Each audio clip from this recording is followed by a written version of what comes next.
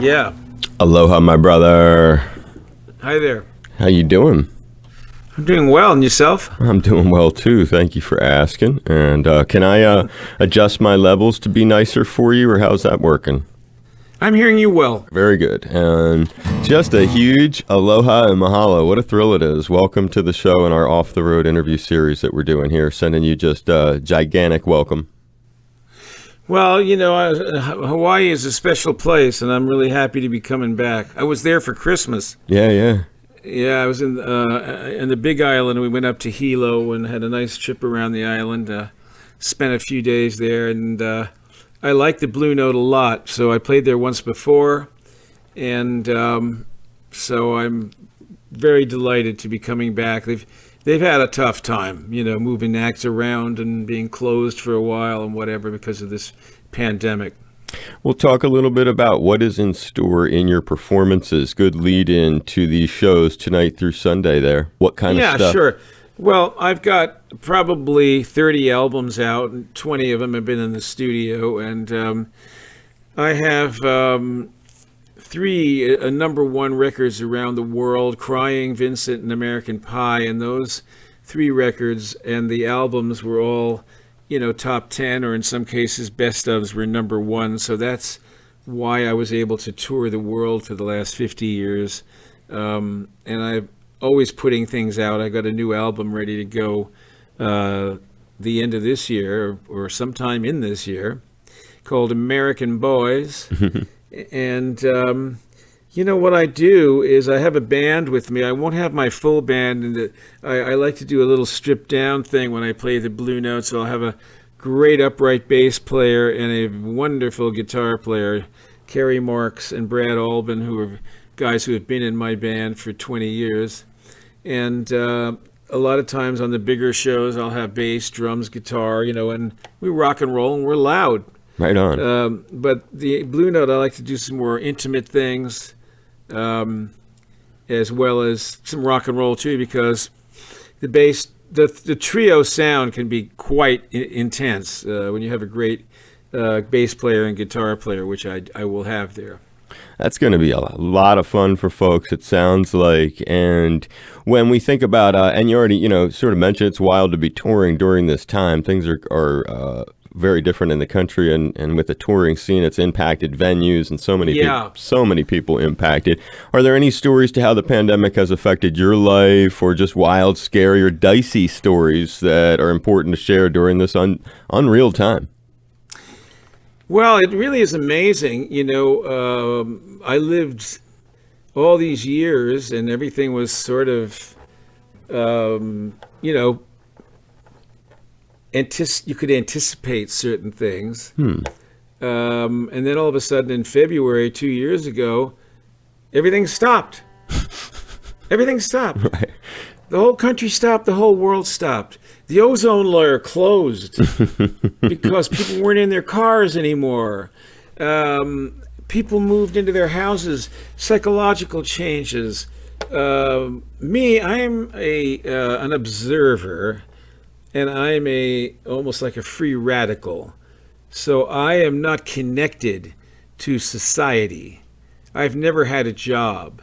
I do what I do, and I'm completely separate from, you know, I can go back to sleeping in the car if I have to very easily, and traveling and singing and making a living and putting some food on my table if I have to.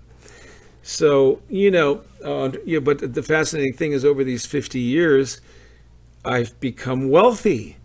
You know, I have multiple homes. I collect antique furniture and expensive watches and all this stuff. But that all evolved over a period of 50 years as I became more qualified to be able to do these kinds of things. And I love doing these things. So I have interests, many interests. But, so the first year, I loved it because I could sleep late every day. I didn't have to catch a plane. You know, I didn't have to worry about anything. I was hearing about all this, and I don't want to mingle too much anyway. Right. So I didn't mind staying away. You know, the problem was, you know, for a while you couldn't leave the house, and there were no restaurants to go to. But luckily, knock on wood, I'll do that. We didn't catch it yet. Me too. And so then I said, well, there's a lot of things that I have wanted to do in the last 50 years and have been wanting more and more. One is to exploit some trademarks that I have. I have trademarks. I've trademarked the words American Pie, the words The Day the Music Died, Bye Bye Miss American Pie, Starry Starry Night. Those are all trademarks that I own, and as well as my own name. Uh-huh. And so I got some people involved, and I said, let's have some fun and work on some of these things. Maybe we could come up with some merchandising or this or that. Well, then another fellow got involved with us named Spencer Proffer, and he said, well, and my manager in Nashville said, well, it's going to be the 50th anniversary. We could make a lot of noise about that and have a lot of fun with it. So this other friend of mine, Spencer, he gets a bookazine done, which are sold in all the stores right next to the Beatles and, Marilyn Monroe and everything. And then we're doing this documentary movie now for Viacom. And, of course, all these interviews. And then I put a YouTube channel up with 11 albums that I own and 173 tracks. And the reason I own those records is that I had a reversion clause in most of my contracts with record companies. So after a while, I own it, whatever it is. The masters? The masters. And all that has to do with documentary movies, right. Live performance videos, you name it, I own it. Nice. So I always had that. Very interesting. And so yeah, that just worked out well because I didn't know after I had those first couple of records out and that big success in the 70s, I figured I'd be washed up pretty quick, so I bought a house, a little house, a farmhouse. I lived there for 20 years. And I had my other interests. I love the West. I love Western horsemanship. I still have 3 horses in Maine. Nice. In Maine? Yeah, I have property in Maine. Nice. And out here, I like both coasts because I want to hold the whole country. I want to be able to do it all. But I didn't want to be near New York anymore, although I loved being near New York when I had my farmhouse in Garrison because I was always going to see someone at the Carnegie Hall or the Garden. Radio City or some club or whatever. But I'm old now, and I've really seen everybody I ever wanted to see, and then most of them have passed away. What's your favorite concert you ever have seen, Don, on that note, before we hear about the song? Because that's the favorite concert, and I'll tell you a quick story that I was being interviewed by J.J. French, who has Twisted Sister. Right, yeah, I remember that. And he has a show. He interviewed me, had a great interview, and he asked me that same question. And I said, well, the concert that changed my life was the Weavers' reunion at Carnegie Hall in 1963.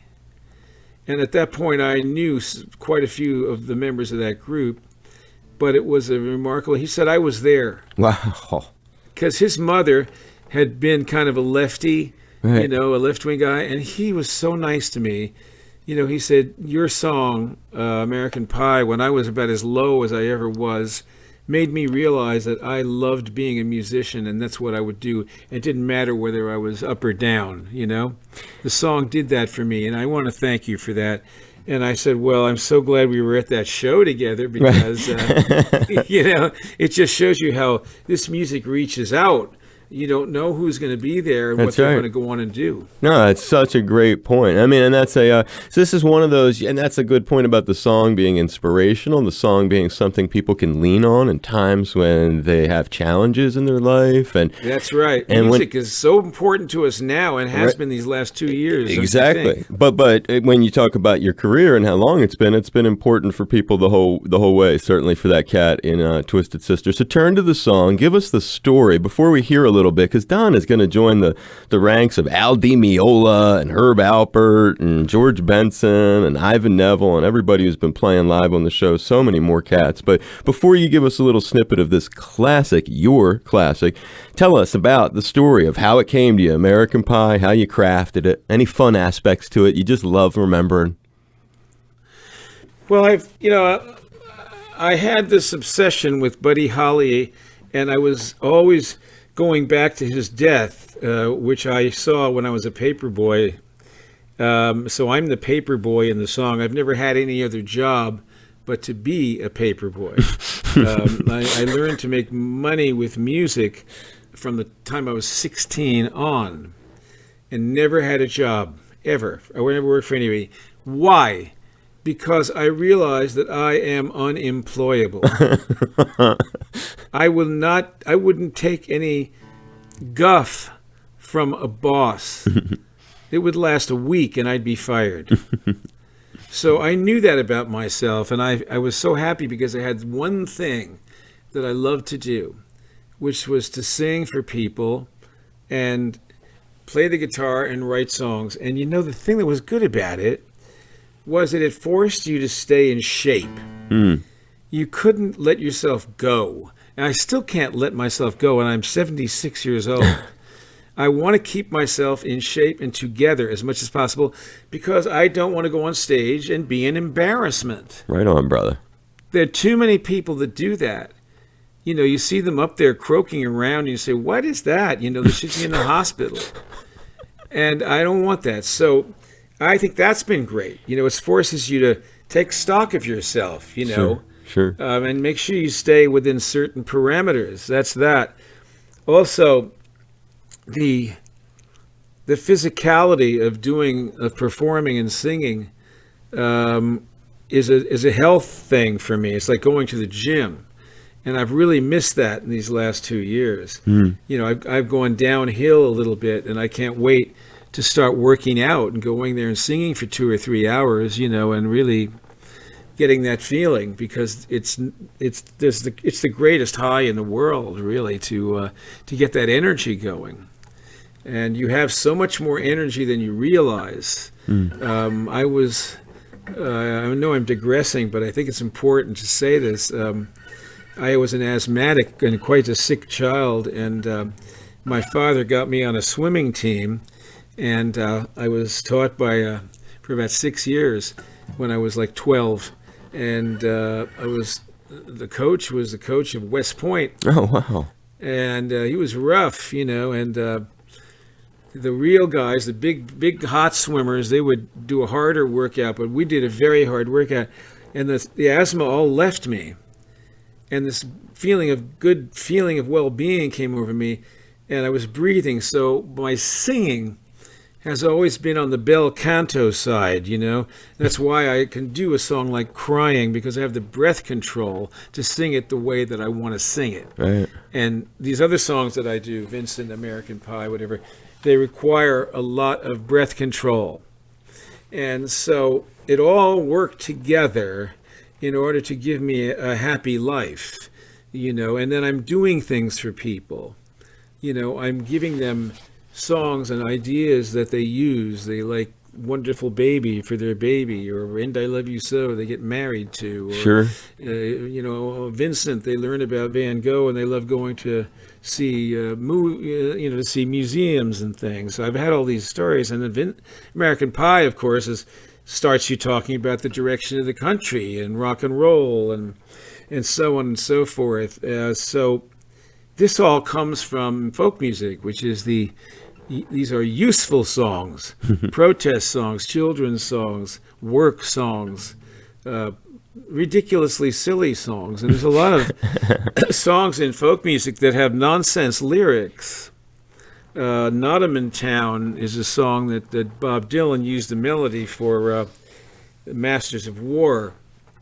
And you could look that up one time, Nottingham in Town. I will. And you'll see what a funny lyric that is, Thank you. American Pie has a connection with that type of a song as well. That's cool. I mean, it's just part of everyone's lives, Don, and I think that's the thing about it that's that's neat that you can be at that kind of role, pivotal sort of song. There are many, and this is one of them. And he's agreed to play. The songs get to be your friends. Say that one more time. Good friends. Songs become your good friends. Right. And they're better than real friends.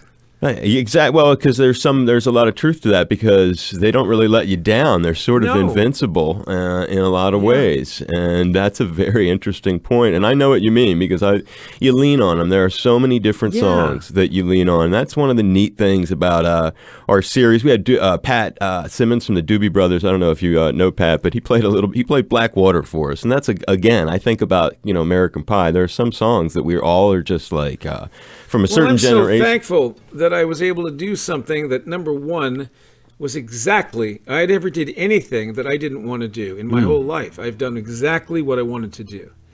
I made the records I want to make. Nobody told me what to do. Right on. Nobody told me what to sing.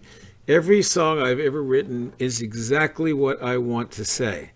And I've lived my life that way too, because of the independence of finding my way as a musician and a singer and whatnot, and realizing that I was unemployable, and not try to be employable, but take the other route, Right. which is I'll be a free radical, and loving it. That was meant for me, to ramble and see things.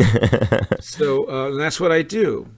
We love it, brother. We love it. Well, here he is. It's Don McLean, and he's on Off the Road, a nice exclusive performance. He's tonight through Sunday, 8 p.m. at the Blue Note Hawaii, and is our exclusive guest right now on HPR. Long, long time ago, I can still remember how that music used to make me smile. And I knew if I had my chance that I could make those people dance. Maybe they'd be happy for a while. But February made me shiver. With every paper I deliver, bad news on the doorstep. I couldn't take one more step. I can't remember if I cried when I read about his widowed bride. But something touched me deep inside the day the music died. So bye, American Pie. Drove my ship to them good old boys who drink me and mine. The day that I die.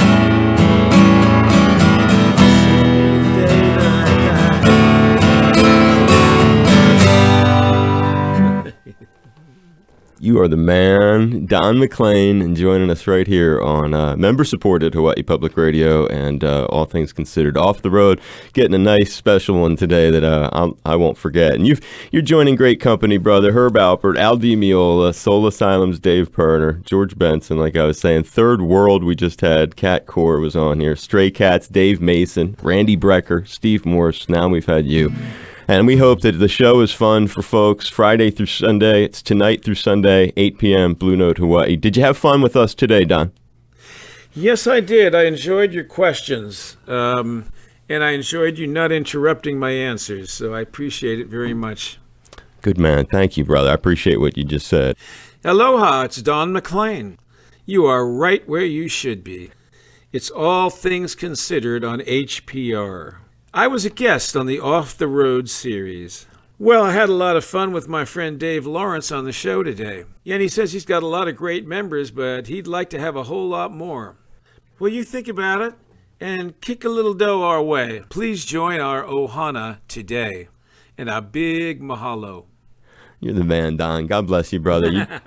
I'm high-fiving you, and I'm wishing you a lot of success. I know it must be crazy going out on the road doing this stuff right now, so fingers crossed. No, it's my way of life. I'm kind of looking forward to it. I'm good with it. All right. I just want you to be safe. Stay safe. Thank you. Thank you. Aloha, brother. Okay. Bye-bye. Bye-bye.